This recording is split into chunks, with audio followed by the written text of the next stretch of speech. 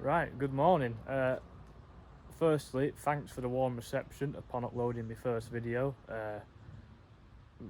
Really quite surprised. You guys sort of like that stuff. So, well, obviously I'll upload again. So I'm back here. This is the afternoon for me. I'm going to refuel my brush cutter, my chainsaw, and here's the transit van again. And I'm going to get straight into cutting a path through my field into the woodland, and I'll rejoin you guys when I can. See you then.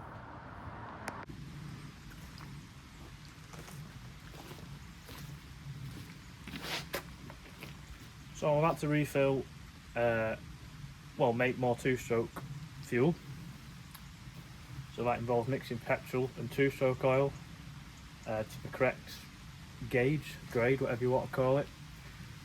And I'm just going to share what I find routine and easy to do. So firstly, this was my dad's chainsaw. I rebuilt it after it was ran low on oil due to an error that must have occurred when fuel was being mixed. So after rebuilding it, I obviously didn't want to run it low on oil again, because it cost me a lot more time and money to rebuild it, and longer without a chainsaw, which is one of these is quite an essential tool to have really if you want any amount of trees. So what I find to do is, it's quite a minefield when you start reading the internet about how you should look after a chainsaw, what ratio two-stroke oil to petrol you should use. So this is how I figured it out. So you get your standard two-stroke fuel bottle, and if you look here, you fill up to petrol there, and you fill up to here with your two-stroke oil. So I go 40:1, so that would be, I'm guessing, 40 parts. I don't know which way around it is, but yeah, so 40:1. I have no idea, but yeah, essentially 40:1 is a lot richer mix, so there's more oil in it, which would mean, in my mind, that there's less chance of it seizing. Now, obviously that can affect the performance of the chainsaw, not that I notice it much. It does the job for me. Maybe it's a little smoky. I'm sure someone's going to be able to tell me. And then I found out that a lot of guys were saying to use E5 petrol because it contains less ethanol. Ethanol supposedly damages rubber seals, gaskets and fuel lines. And also, once I had a go-kart, a twin-engined 2 Honda GX160 engines, so I guess that makes it 300 odd cc. And I left E10 fuel in there, maybe only for a month or a bit more, and I found that it was growing a weird algae type substance. So I guess the E5 also keeps better. Anyway, I run E5 in two-stroke appliances. And then I noticed that the price of two-stroke oil was pretty expensive, because you've got to go and buy 2-litre bottles in most places you can buy it from. So when I found the company Morris Lubricants, which I've heard of before, I believe, well, I'm going to assume they're a UK company, judging by the Union Jack, and they sold 5 litres of what their company recommends for all manner of two-stroke appliances, including chainsaws and brush cutters, obviously. So yeah, I mean, that's essentially how I get my head around it. So I just tightened the chain up quickly. I noticed it was quite loose. You may have caught it in the clip, for those of you with eagle eyes. So put a bit more, well yeah, I took the slack up, but I left enough, I think, to be able to just pull it down. That's what I've seen the other guys on YouTube do. It takes a 13mm ratchet spanner. This just happens to be a Halford Advanced set. Really good budget set if you're looking for like quite a comprehensive like socket and spanner set. They're all ratchet ones. They've got a lifetime warranty. Yeah, I think they're really good. Yeah, so obviously lefty loosey, righty tighty. back this off. Use 2 hands to do this, but I'm holding a camera obviously. So you pull this on the bar to take your slack off, slack of the chain off if it's too loose, whilst retaining that tension you just created there in one hand. Take your 13mm spanner or your socket, whatever you've got, as long as it does the job, and tighten it back up, but don't go too tight, I suppose. Don't know, does anyone have any tips on tightening chainsaws, sharpening them? I've just got the standard Husqvarna kit, and that's all really. So yeah, comments on the postcard below. So we're all fueled up, the brush cutter's fueled up, the chainsaw's fueled up, I'm ready to go. I have got the Oregon brush cutter harness on, whatever it's called. It's got a holster there, it straps around me like a rucksack. It just makes it easy using a tool like that. I do wear all the safety gear. I'd rather look like a clown and be a clown, because I was once a clown and cut my hand open there. It was a lot worse than that. This is quite an old injury now. I'm quite lucky to come away with it like I did. So yeah, you know, I'd rather wear the gear than hit a major artery or lose a limb. So I'm going to take you guys down to the field, set a time lapse up, I'm going to get straight to it.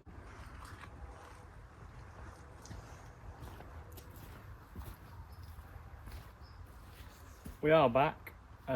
Essentially everything you see in front of you, if I step out of the way, literally everything you see in front of you has to be cleared. There will be a long-term plan that will be effective in the short term as soon as possible to retain what I've cleared, because the access will be needed. So yeah, I thought I'd give that a little side note. Now we really will get to the time lapse. Hope you enjoy.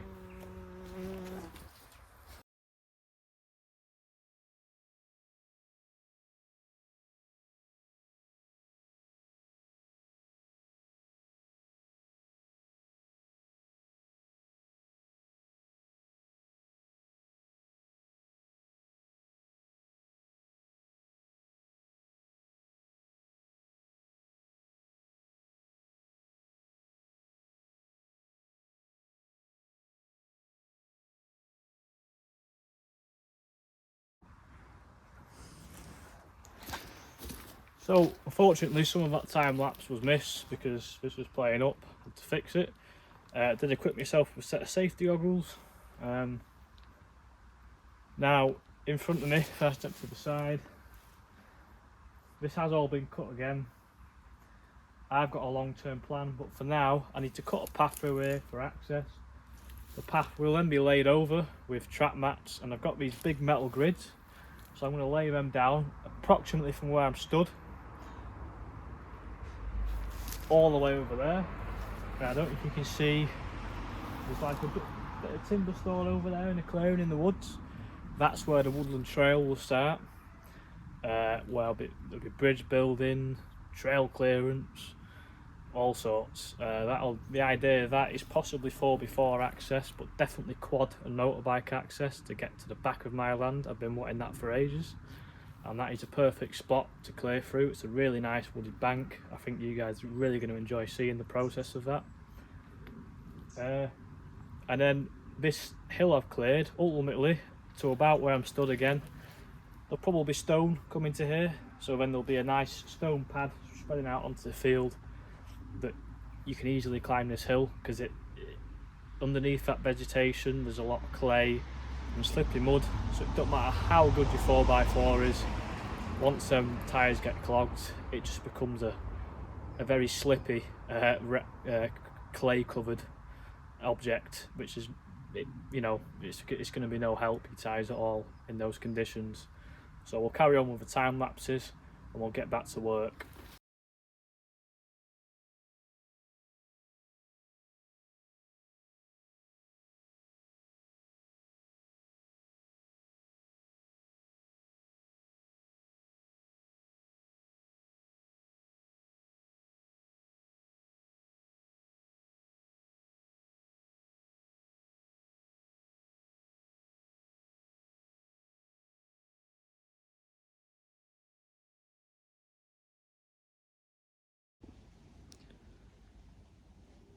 So the brush cutter is leaking, so I'm going to flip the camera around and show you what the problem is.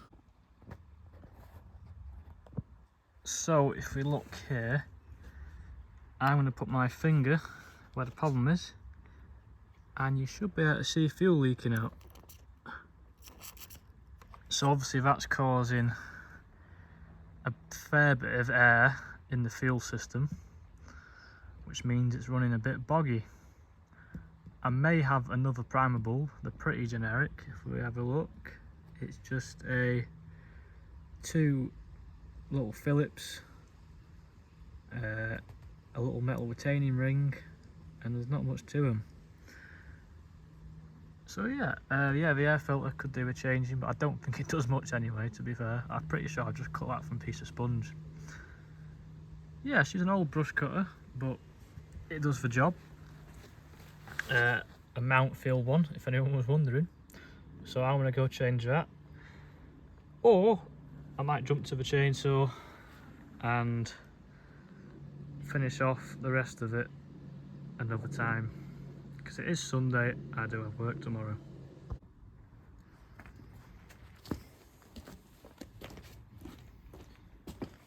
Right, so we're here taking the brush cutter apart. So if you follow my finger, the Allen key connects to this one. There's two Allen keys, Allen bolts. This is the Allen key that I'm holding. I'm going to loosen both out. Generally I'll loosen them both up first and then take one out, because you can just end up dislodging stuff you don't want to dislodge if you take you know, one out at one time, one out at the other time. You never know how things are mounted, where gaskets are, and blah blah blah, and what washers could be underneath. So yeah, we're taking the air filter inner housing, I suppose, the backing plate. This is also takes the carburetor bolts off as well. So here's one.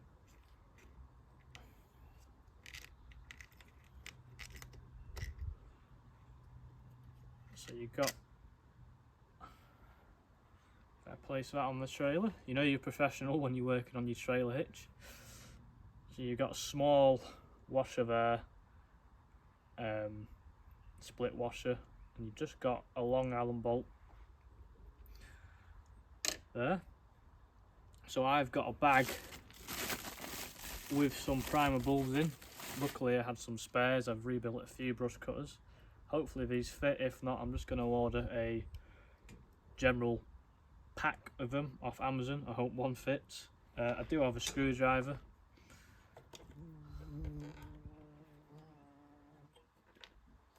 So if you order a generic pack, you just know you have spares, because you've got to spend money on essential maintenance stuff like this if you want to work with sort of outdoor tools. You know, like you look after your tools, they look after you.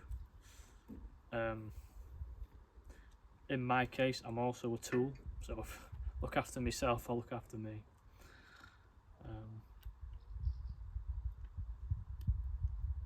Getting the retainer ring off now. Two, as I said before in the last clip, just two normal Phillips head type, cross head, whatever you want to call it, little screws. So put them somewhere, you're going to remember where they are, and where they don't drop down into the trailer like what just happened there. Now I'm going to have to drop it onto the hardcore and hope I don't lose it. Still got it, so I'm going to put it in the inner air filter box. That might be out of camera for you.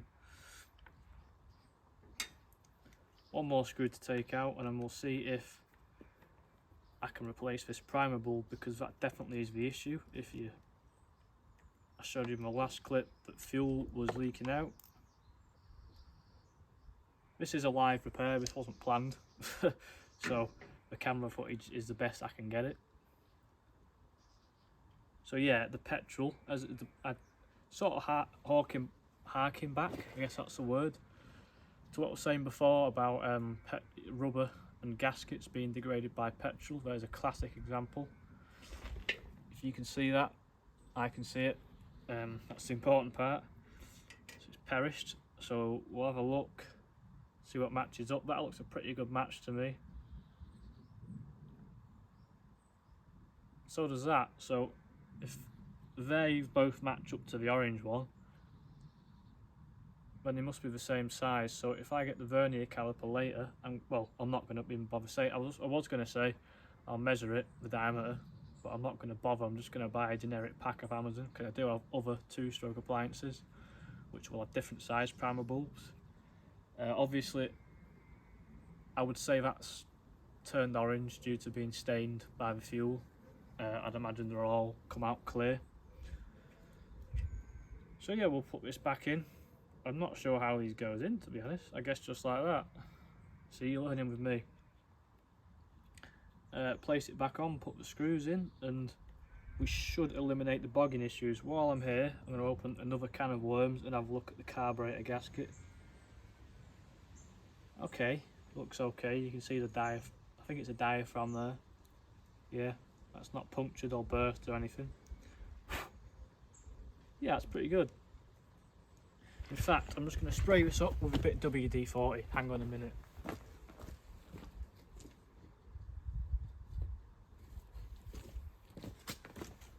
Trade size WD-40 from TP.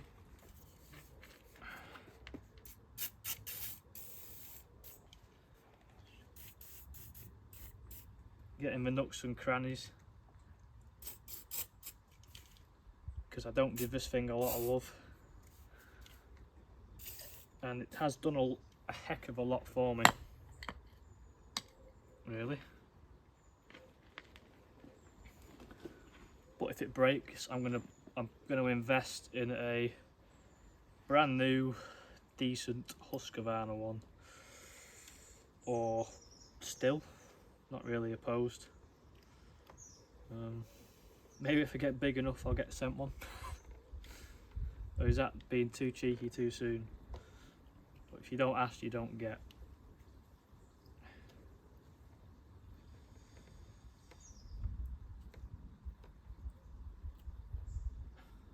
Right. I suppose I could time lapse some of this, but you wouldn't be able to see what was going on, you know. Hope maybe one of you might, for some reason, think, oh, I'm stuck on what to do, so I'm going to go reference this idiot and see what he's doing.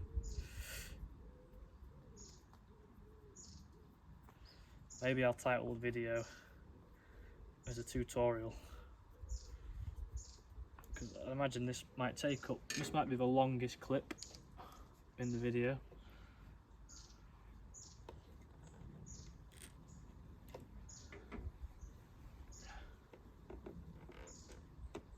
So, getting the two Phillips screws in now. Are they Phillips? Or I can't. My brain's not functioning at the minute. Whether you call it Phillips head or cross head or something, I'm going to call it cross head and flat head comes to mind. So these are, because that's a cross head screwdriver, like a cross. So yeah, I've got a feeling it's called a Phillips head screwdriver. I don't know. But I'm going to put it back on, line the carb bolts up. Yep.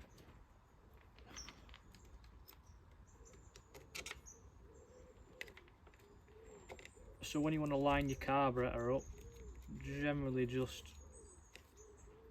don't force your big Allen bolts, just find the slots for in, check they're not getting twisted, because you whatever you do, you don't want to strip the threads on these carburetors and what goes into the little aluminium whatever engine block on these little two-stroke engines, because you'll just knacker them. Same with anything, you know, when you're pulling spark plugs, glow plugs out of cars. Just I've got an uncle, my great uncle Dave. I would say he was probably a master mechanic, really. Maybe that's a bit of a stretch, but He's been one all of his life and he's taught me a lot. Yeah, and he always said if you're taking things out of this, just use a bit of WD-40. I suppose at the start of a clip I should have put a bit in to check I didn't strip anything taking it out. I'm quite lucky it didn't, but it's quite well oiled this because it does leak a bit, despite my best efforts not to make it leak. But I've redeemed myself by putting in WD-40 afterwards. These bolts don't need to be super tight, just get them a good click going round. Again, give the whole thing another dousing in WD. You know, all these things need looking after. I mean, look at the state of that air filter, but it's going back in. Put this back on, and then I'm going to go down to the field and test it.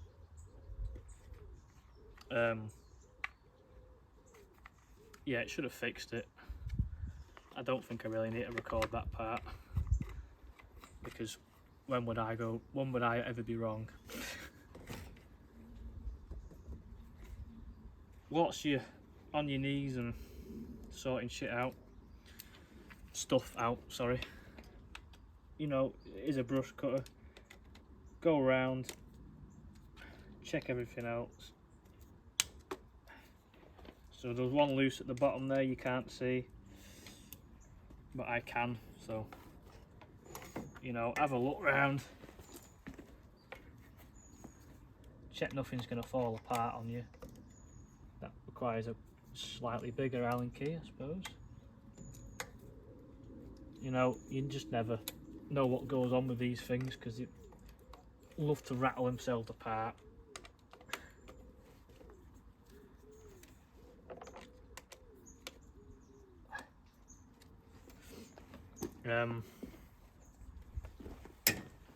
Yeah, that's about it. So all I can say from that, keep some spares.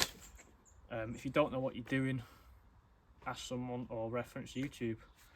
But yeah, hopefully that sorted it.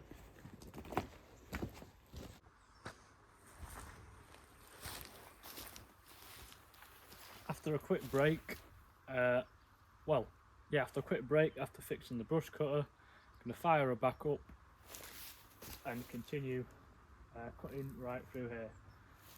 So yeah, the time lapse commences again.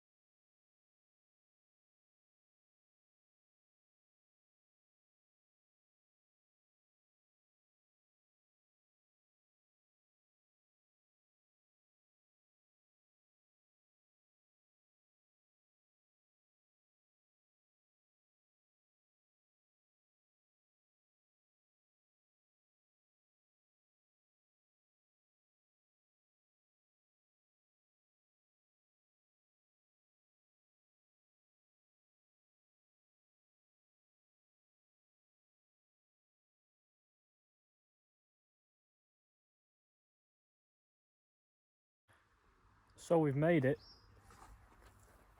over here. If I turn around, we've come all the way down there, right through here, and I'll take you through here again. We're on the bridge, the temporary bridge. Isn't just a bit of chipboard, there's a big metal gate underneath of it, and it's been here for a long time. So you'll be able to see it's pretty overgrown in here. Now I've been here before, obviously, because timber. So this is the start of the trail for the quad to go through. Now I think, unless I move all this, which I'm not, I'm inclined to go through this bit over here, cut these trees and take a straight path. It's not really not really viable to go around that way, in my opinion. So I'm going to go round and through here. So yeah, the only thing to do is to start. You might not complete it today, but at some point it will get done.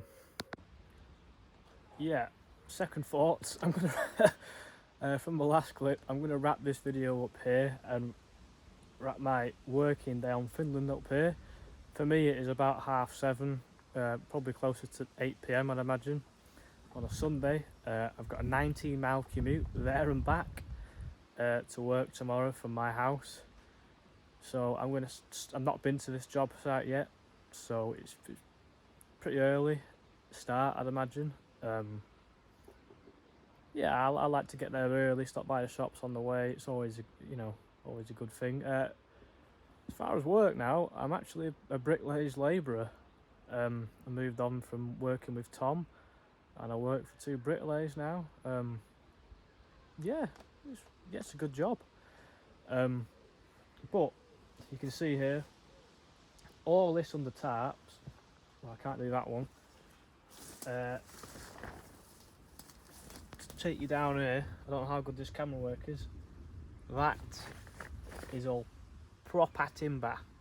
Proper timber. I don't know how to say that. Like a London type accent. But this is what I'm working with. So I'll spin you around again. We'll come through here. Now I'm literally just going to turn around. I'm still not used to holding this camera. And this is what I'm working with. A crazy amount of stuff to clear. It just self-seeds and regenerates. Unfortunately, a lot of it can't stay. Well, it kind of... It needs to be like 12 foot wide at least. So these will be going. Not all of it. I'll just cut what I need through, because I don't want to move that timber. Because I've stacked it all there. It took me a long time to do that. So yeah, I'm gonna end it here. Thanks for all the support. Today whilst filming, I have seen, just from today's the first clip of this video you'll see, which for me was Sunday morning this morning. I can't believe I've hit 1,000 subscribers, or over, sorry. Unbelievable, really. I know a lot of people say that, and a lot of people will say what I'm about to say as well. I can't believe it. It's really great. So I'm going to carry on for as long as you guys are here, and for as long as I want to document what I do here. So yeah, thanks for coming along, and I'll see you all in the next video. Have a good night, evening or morning. See you again.